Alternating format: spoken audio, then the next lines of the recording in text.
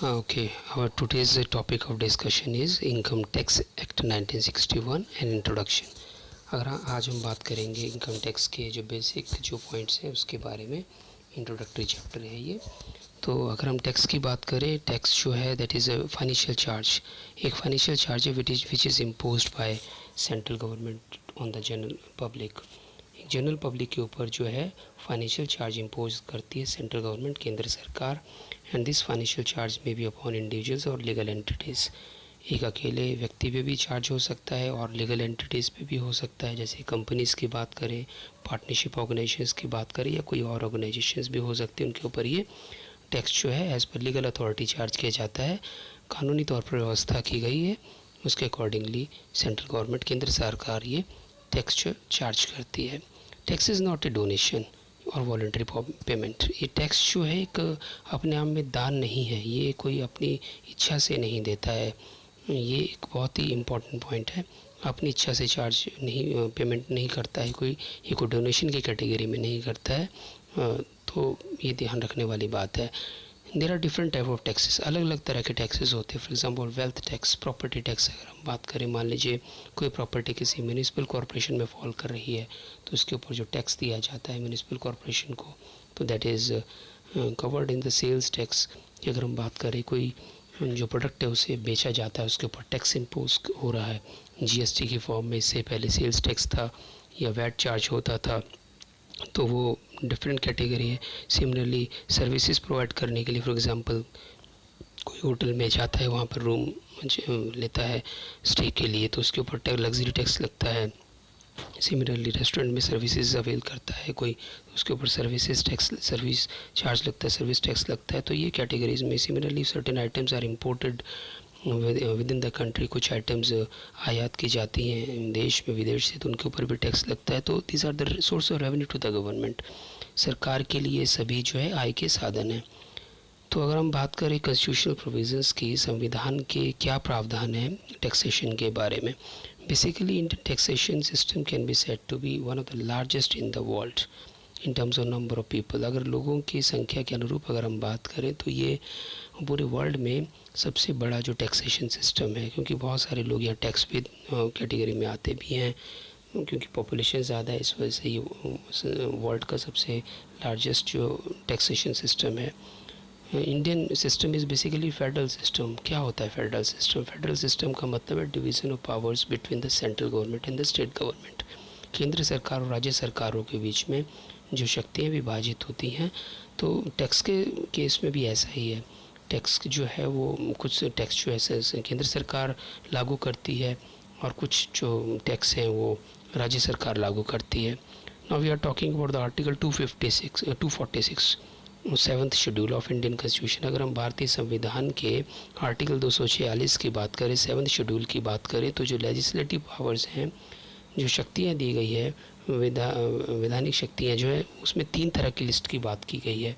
List 1 is related to central list, और जहाँ पर कि सेंट्रल लिस्ट में आती है लिस्ट 1। पहली लिस्ट की बात करें, यहाँ पर जो कानून बनाने का अधिकार जो केंद्र सरकार को, पार्लियामेंट को, central government can frame law in this areas in this list. Second list is state list. इस लिस्ट में जो कानून बनाने का अधिकार है that is in the hands of the state legislature. राज्य सरकार को कानून बनाने का अधिकार है इस लिस्ट के अकॉर्डिंगली जो आइटम्स इंक्लूड होती हैं। Then third one is concurrent list. ये ऐसी लिस्ट है जिसमें केंद्र सरकार भी बना सकती है कानून, राज्य सरकार भी कानून बना सकती है, दोनों को कानून बनाने का अधिकार है। So now we are talking about the union list. List first, जो पहली लिस्ट में, उसमें हम कुछ टैक्सेशन के एग्जांपल्स लेना चाहेंगे कि ऐसे कौन से टैक्स हैं जो कि केंद्र सरकार जिनमें कानून बना सकती है पार्लियामेंट के through. First is tax on income. Income tax की बात करें तो ये जो है ये केंद्र सरकार के अधीन आता है, सेंट्रल गवर्नमेंट के अंडर ये आता है। And but agriculture income is excluded from this. जो कृषि वाली जो आय है वो इसमें शामिल नहीं की जाती है। किसी ने कृषि से जो इनकम अर्न कर रखी है, एग्रीकल्चर इनकम अर्न कर रखी है, उसके ऊपर टैक्स नहीं लगेगा। बाकी किसी भी तरह की इनकम है उसके ऊपर टैक्स लगता है। कस्टम ड्यूटीज़, फॉरेन से कोई if somebody is importing certain items or exporting items out of India, then and duties are charged upon that, and these are export duties or import duties. तो ये भी इस category में आता है, ये भी यूनिट लिस्ट में है। सिमिलरली कॉरपोरेशन टैक्स, कंपनीज़ के ऊपर टैक्स जो लगता है that is imposed as per unit list में शामिल किया गया है इसे भी। Similarly newspapers are there, on the sale or purchase of newspapers certain taxes charged and advertisements are in them। अगर जो न्यूज़पेपर है, समाचार पत्र है, उनमें उनके कोई ऊपर कोई टैक्स लगता है, उनमें कोई एडवर्टीज़मेंट्स के ऊपर टैक्स लगता है, ये भी यूनियन लिस्ट में आता है। Similarly stamp duty on the bill of exchange, cheques, bill of leading, insurance policies, अगर कोई इंश्योरेंस पॉलिसी परचेज़ कर रहा है तो उसके ऊपर भी ड्यूटी लगती है, स्टैम्प ड्यूटी लगती है, ये भी यूनियन लिस्ट की कैटेगरी में है। चेक के ऊपर स्टैम्प ड्यूटी लगती है, ये भी यूनियन लिस्ट की कैटेगरी में। तो ऐसे बहुत से यूनियन लिस्ट की कैटेगरी में सारी आते हैं। Similarly we are talking about the taxes on the goods और पैसेंजर गुड्स, रेलवेज़ के थ्रू जो सामान आता है उनके ऊपर टैक्सेस लगते हैं, सी के रूट के थ्रू या बाई एयर आता है उनके ऊपर टैक्सेस लगते हैं, ये भी यूनियन लिस्ट की कैटेगरी में। और भी चीज़ें शामिल हैं, मैंने यहाँ कुछ एक एग्जांपल्स को कंसिडर किया है। Then after that we are having the state list, ऐसी आइटम जो कि टैक्सेशन की जो कि स्टेट लिस्ट की कैटेगरी में आती है। For example we are having the land revenue. Land revenue की अगर हम बात करें तो लैंड रेवेन्यू जो है स्टेट लिस्ट की कैटेगरी में है ये चीज़। Similarly if tax on agriculture income के ऊपर अगर कोई टैक्स लगता है that tax is covered in the state list.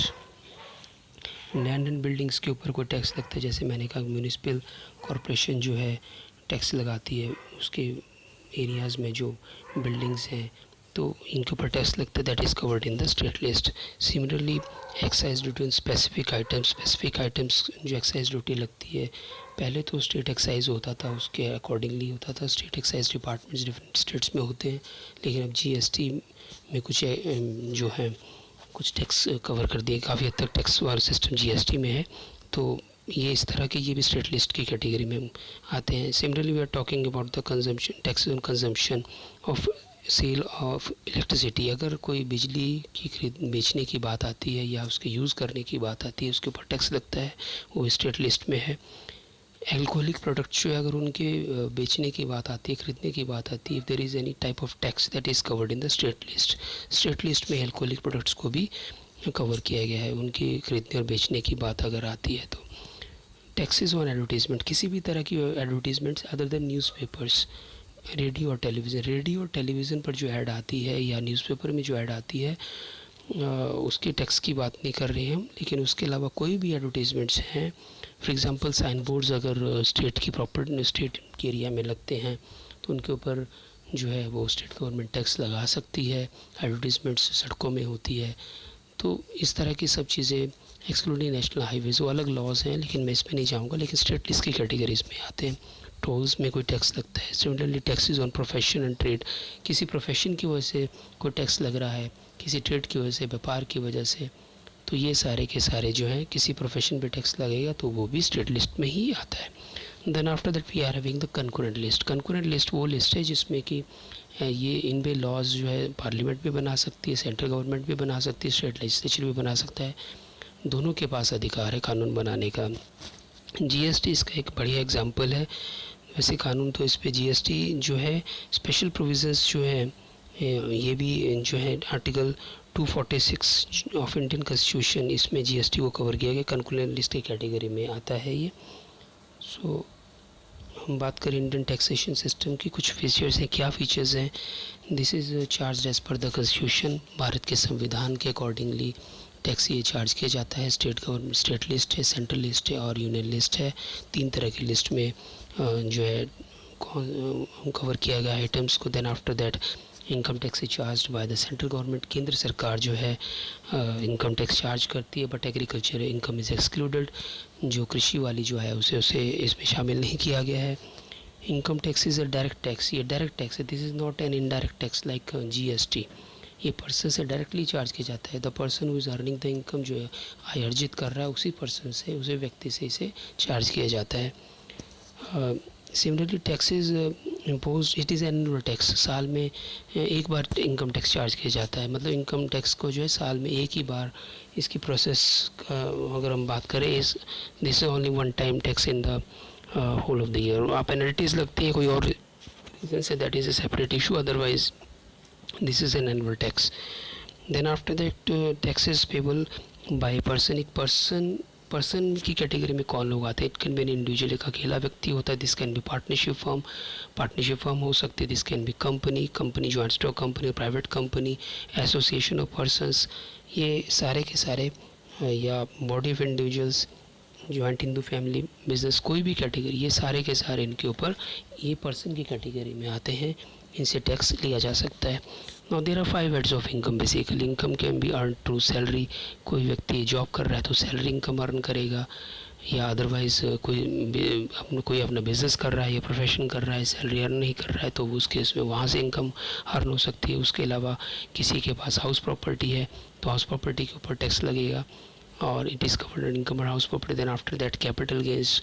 कोई मान लीजिए लैंड और बिल्डिंग परचेज कर रखी है, उसे कुछ समय के बाद बेचा जाता है लैंड को, तो मान लीजिए, तो ये इसमें शॉर्ट टर्म कैपिटल गेंस और लॉन्ग टर्म कैपिटल गेंस, ये डिटेल्स में हम बाद में बात करेंगे, तो ये कैपिटल गेंस की कैटेगरी में आते हैं। Then after the income from other sources, ऐसे कोई इनकम जो कि कवर नहीं हो उन 5 हेड्स में, वो इनकम फ्रॉम अदर सोर्सेज के में आएंगे।